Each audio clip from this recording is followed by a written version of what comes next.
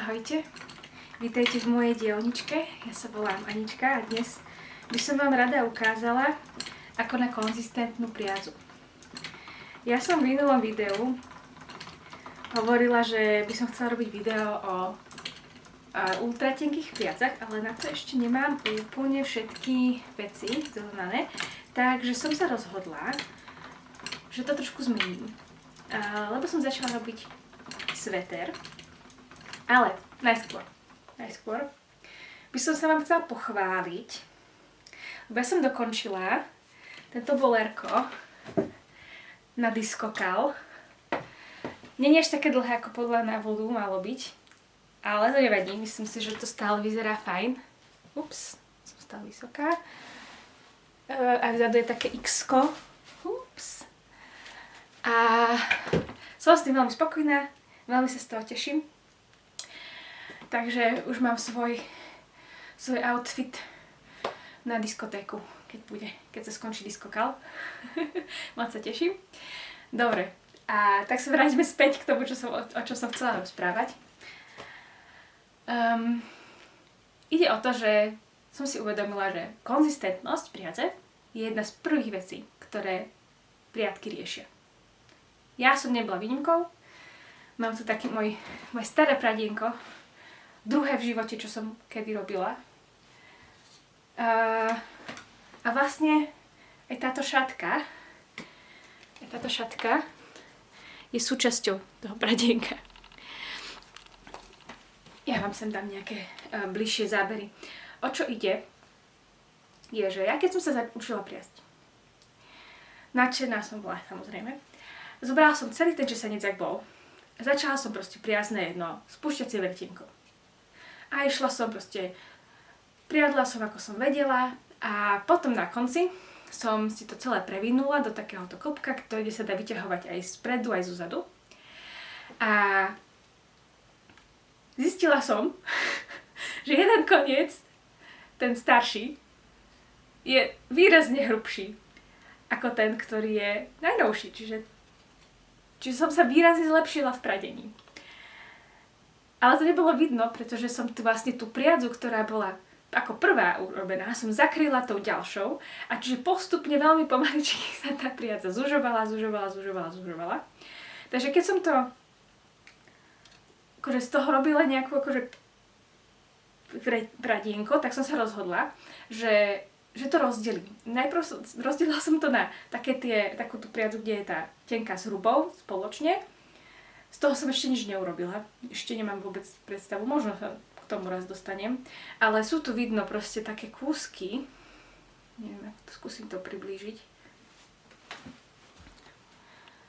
Kde je vidno ten efekt špirálovitý. Že jedna je veľmi hrubá a asi to nechce zaostriť. No dobre, skúsime to potom nejak inak vymyslieť. Jedna je veľmi hrubá, jedna je veľmi tenká. A potom bola taká sekcia, ktorá bola viac menej konzistentná, tak z tej som potom spravila takúto šatku. Čipkovanú, ona už je trošku staršia, ona by to chcela trošku zase napnúť. Ale je to také relatívne tenké, hej. A keď sa chceme tomuto efektu vyhnúť, alebo ja to doteraz robím, keď som veľmi nadšená, nechce sa mi nič riešiť, proste idem ku kolovrátku, idem priasť, lebo sa mi chce, ale zároveň si z toho chcem spraviť niečo väčšie, tak potom časom zistím, že áno, priadla som na začiatku kúsok hrubšie ako na konci, lebo mám proste tendenciu stenšovať. Ale keď sa tomu chceme vyhnúť, dá sa to a ja vám teraz poviem, že čo robím, aby som to mala konzistentné od začiatku po koniec, aby som nemala problém s tým, že jeden rukáv bude mať hrubšiu priadzu ako druhý napríklad. Takže takto. Takže najskôr materiál. Keď si vyberiete materiál, je to vlastne jedno aký. Tak si ale zoberte kus viacej materiálu, aby ste mohli robiť experimenty na začiatku. Lebo keď chcem robiť nejaký veľký projekt, tak si musím najskôr rozmyslieť, že akú chcem tú priadzu mať, tenkú, hrubú, nadýchanú, alebo práve že nenadýchanú, padavú, a ako to chcem, aby to vyzeralo. A potom je dobré robiť aspoň niekoľko experimentov, a nie je to nutné, hej, že keď chcem, len mám proste kopec česancov a chcem proste ich spriať nejakú svoju defaultnú nitku alebo niečo také. Tak, ale stále je dobré robiť aspoň jeden pokus. Ja som si to také urobila. Čiže ja som si musela vymyslieť, čo z toho chcem. A na základe toho si musím si povedať, že OK, chcem, aby to bola jedna nitka, dvojnitka, trojnitka, viacnitka, čokoľvek. V môjom prípade to bude trojnitka, lebo ja som si začala robiť sveter, ktorý chcem mať s osmičkami. A osmičky sú proste 3D a na to je proste lepšia trojnitka alebo viacnitka. Dvojnitky sú potom lepšie na také tie čipkové veci. Lebo sa to tam pekne tak uloží a tie očka, keď sa urobia proste také tie nahodené očka, ktoré urobia dierku, tak to potom krajšie vyzerá. No, takže keď si vyberieme čo, robíme experimenty. Ja som si vybrala, že budem robiť na mojom starúšikovi, starom kolovrátku, ktorý som si sama opravila. Je o tom celé video, hneď prvé na tomto kanáli. Takže on má vlastne len jednu rýchlosť. Tam si moc nenavyberám. Ale keby ste mali kolovrátok s viacerými rýchlosťami, ako je tuto môj Little Gem, má 5 rýchlostí. Tak, je dobré si vyskúšať, ktorá rýchlosť vám vyhovuje a proste chvíľu priasť na jednej rýchlosti, urobiť si vzorku, že ako to vyzerá na tej jednej rýchlosti, urobiť si vzorku na ďalšej rýchlosti a tak ďalej. Je to veľa viac roboty, ja viem, ale oplatí sa, pretože potom budete vedieť, že akú máte ako základnú priadzu na ktorej rýchlosti. Ono totiž to vôbec nemusí platiť, že čím pomalšia rýchlosť, tým robíte hrubšiu. Nie. Hrúbku priadze určujete tým, ako ju vyťahujete z tej zásoby. Tu sa určuje hrúbka priadze. Tá rýchlosť na kolovrátku sa len určuje len, že koľko skrútu sa za aký čas do tej priadze dá. Čiže keď máte nejaký rytmus šlapania, tak za ten čas sa podľa tej rýchlosti do tej priadze dá nejaký skrút. Čiže ja teoreticky viem aj na tej najpomalšej rýchlosti robiť tenké. Keď budem dodržiavať tú rýchlosť šlapania a dodržiavať tú rýchlosť vyťahovania tých nitiek a budem meniť len tú rýchlosť toho stáčania, tak jediné, čo mi to bude meniť, je, že ako veľmi je to stočené. Čiže na tej najväčšej rýchlosti, najpomalšej, by som dostala nitku, ktorá bude málo stočená. Na tej, čo je najrýchlejšia, by som dostala nitku, ktorá je výrazne viac stočená. Aj teraz na vás, že čo potrebujete. Niekedy je potrebné mať viac skrutu, niekedy je potrebné mať menej skrutu, podľa toho, či to chcete mať padavé, nadýchané a tak ďalej. Treba si to vyskúšať. Skúšať, robiť si vzorky. Ja som si teda robila na tomto iba jednu vzorku, lebo som proste vedela, že to chcem robiť na tomto kolovrátku, aby som ho využila, aby nestal len tak v kúte. A som si tu spravila som si normálne vzorku. Neviem, či to vidno. Ja tam trošku nejaké bližšie zábery. A normálne som si uplietla vzorku. Nielen, že spravila vzorku, ale uplietla z toho vzorku osmičkovú, lebo chcem, aby to boli osmičky, aby som videla, či sa mi bude proste páčiť tá pletenina celkovo. Napísala som si k tomu poznámočky, že teda tá vzorka, že koľko bola gramov, ja som to mala na začiatku 9 gramov. Pred fixáciou tá priadza mala 52x62 cm a po fixácii sa mi stiahla, lebo to je, prosím pekne, krásny Shetland, on je taký veľmi pružný. Takže o 10 cm sa mi tie kolieska na tom pradienku zmenšili. Čiže aj takto viete zistiť, ako sa vám veľmi zmenší tá priadza po tej fixácii. No. A teraz, keď už mám vymyslenú priadzu, už viem, ktorú budem robiť, tá, ktorá sa mi najviac páči, tak potom ja si zvyknem robiť takúto malú pomôcku. Je to len obyčajný papier z nejakého zošita, taký tvrdý. A čo som spravila je, že tá priadza, ktorú už mám teda, že tu chcem zopakovať, tak ja som si tu spravila takú malú sekciu, kde som si to obtočila do šírky 1 inča, 1 palca. Ono sa to potom používa v nejakých tých návodoch často, že potrebujete priadzu, ktorá má, neviem, 13 wraps per inch.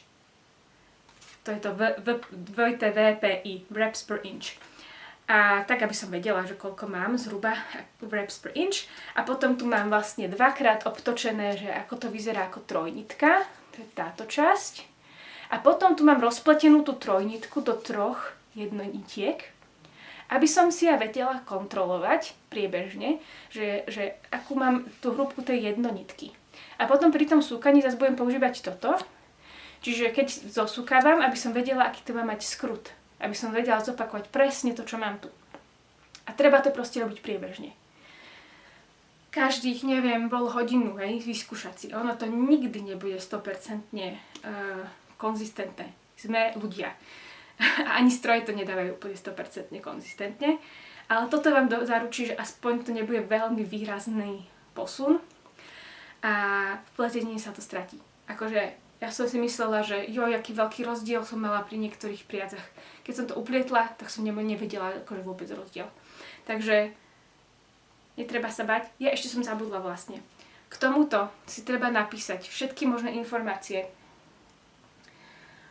aby ste si vedeli povedať, aby ste vedeli zistiť, že na čom ste to robili, čiže ja to mám tak ceruzkou, to moc nie je vidno, ale som si napísala, čo pradiem, čiže Shetland, to je Shetland od Hanky.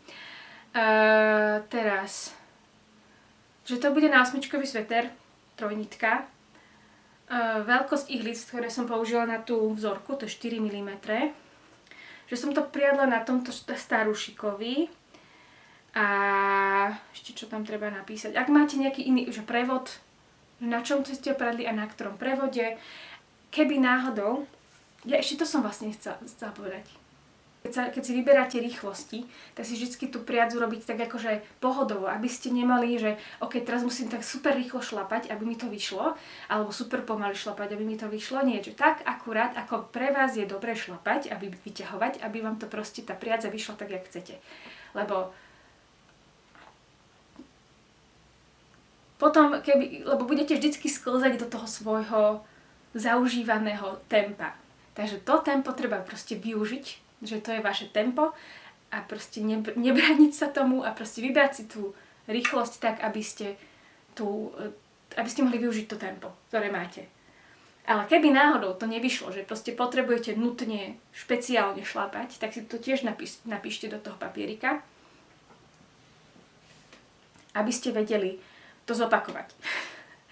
A potom to už je len o tom, že proste ísť, šlapať tak, ako sa vám páči, ako vám je najlepšie, najprirodzenejšie a priebežne si to proste kontrolovať s tým papierikom, prirovnávať, aby ste vedeli, či idete hrubšie, tenšie a potom podľa toho to proste upravovať.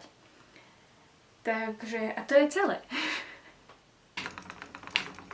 Ešte jedna vec, na čo si treba dávať pozor, je, aby sme nekombinovali spôsoby pradenia. Takéto úplne najzákladnejšie delenie je, keď pradieme, teda jeden spôsob je pradenie, také krátke vyťahovanie vpred a následné uhládzanie. To sa volá po anglicky worsted štýl. A to je takéto vlastne, že vytiahnem, uhladím. To je to prvé, čo sa väčšina priadok učí. Potom ešte existuje na opačnom spektre takéto woolen pradenie, čo znamená, že necháme skrút, nech si vytiahne koľko chce vlákien a zároveň spolu s tými vláknami tam chytí aj kopec vzduchu. Takže tieto dve priadze môžu na prvý pohľad vyzerať rovnako hrubé, ale tá, čo je uhládzaná, bude mať v sebe viac vláken ako tá, čo nie je uhládzaná. Tá, čo nie je uhládzaná, bude mať viac vzduchu. Čiže, ale toto v pletení je veľmi výrazne vidno, ak by sme to kombinovali. Hlavne keď sa robia nejaké tie osmičky, ako ja chcem robiť. Čiže odporúčam nekombinovať a prípadne si to potom aj zapísať na ten svoj papierik, že aký spôsob poradenia používame, aby sme vedeli, že to zase na budúce zopakovať.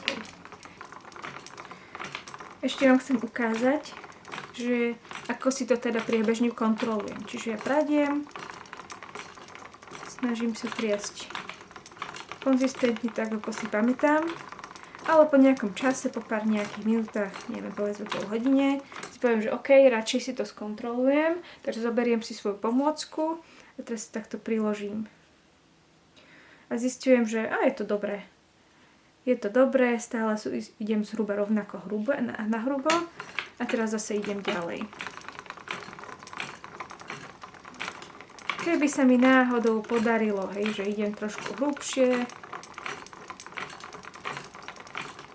si zamyslím, alebo niečo idem trochu hlubšie, tak zastavím, po nejakom čase zase skontrolujem. No to nie je vidno. Ale je to trochu hrubšie.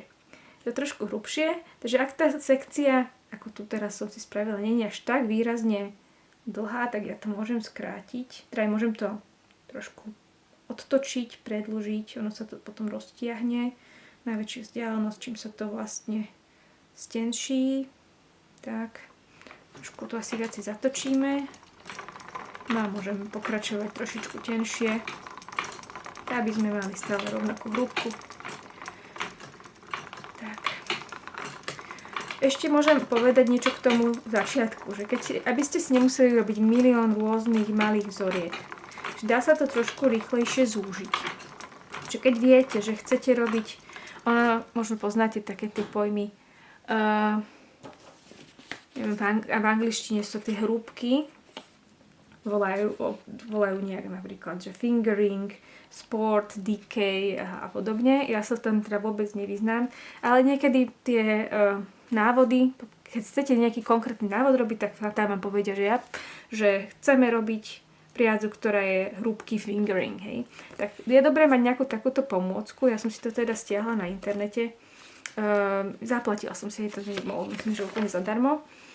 No ale toto je taká pomôcka, kde mi ukazuje, že, okay, že keď chcem robiť, povedzme, že toto je 7 reps per inch, VPI, tak teraz tak musím robiť takúto hrubú priadzu, aby som dostala 7 VPI, hej. Keď chcem robiť dvojnitku, ale na konci, aby bola sport, tak musím robiť takúto hrúbku. A keď to potom zosúkam tie dve dvojnitky dokopy, tak potom už dostanem sport, ktorý je tu. Hej. Toto je podobne pre trojnitky, že keď chcem robiť sport trojnitku, tak musím robiť takúto tenkú jednonitku, aby dokopy tej trojnitky dali, tri nitky dali ten sport. Čiže keď chcem nejakú konkrétnu hrúbku, tak si vlastne môžem urobiť toto, že viem, teraz ja mám trojnitku, tak idem pozrieť, že OK, keď budem robiť takúto tenučku, ono to vyzerá, že ja by som tak povedala, že to je okolo tých 50 VPI, 40 už je veľa, 50 je tak akurát, tých 60 už je príliš tenké, toto je hrubšie. Takže to mám tak 50 VPI, čiže mne to vychádza, že to bude to light fingering, čo mi tuto hovorí, že light fingering by malo byť 25 VPI. Vychádza to. Keď si to tak pozriem, no, mne to vychádza skôr to fingering, tak neviem, asi záleží aj od toho, že aká je tá priadza. Lebo toto som už vlastne aj zafinišovala, hej, takže ono to, že som ju vlastne namočila a tak ďalej, čiže ono to mohlo trošičku sa zväčšiť, on zvyknutý priadze sa tak trošku akože nafúknuť. No, takže, ale je to také plus minus, hej, že aby ste vedeli plus minus si tak zhruba, aspoň aby ste vedeli, že či ste moc hrubý alebo príliš tenký. Či robíte príliš tenkú alebo príliš hrubú nitku. Takže to vie pomôcť. No a ešte teda, aby ste na konci vedeli, že ako to asi zhruba bude vyzerať. Keby ste robili dvojnitku, tak to asi poznáte, že tak sa treba zatočiť. Treba si to zatočiť a potom vidíte, že akú dvojnitku urobíte, hej. Tohto by bola takto dvojnitka. Keď trojnitku, tak na to mám taký trik, že to samozrejme nedá sa spraviť trojnitka, tak ja si to spravím takto, také Z-ko. Takto si to vlastne priložím. Počkať, ešte raz tak, priložím a snažím sa, je to trošku také nepríjemné, ale snažím sa to teraz zatočiť. Ups. Dokopy. Opačne. Takto. Ups. To zatočím a plus minus mi to ukáže, aha, dobre, takéto zhruba takto hrubá trojnitka. Ups. To vidno. Skúsime to takto. Zhruba takáto trojnitka to potom bude, hej. A potom si to viete tak rozhodnúť, že OK, toto mi vyhovuje, je to príliš hrubé, je to príliš tenké a môžete na základe toho robiť iné vzorky a skúšať iné prevody napríklad.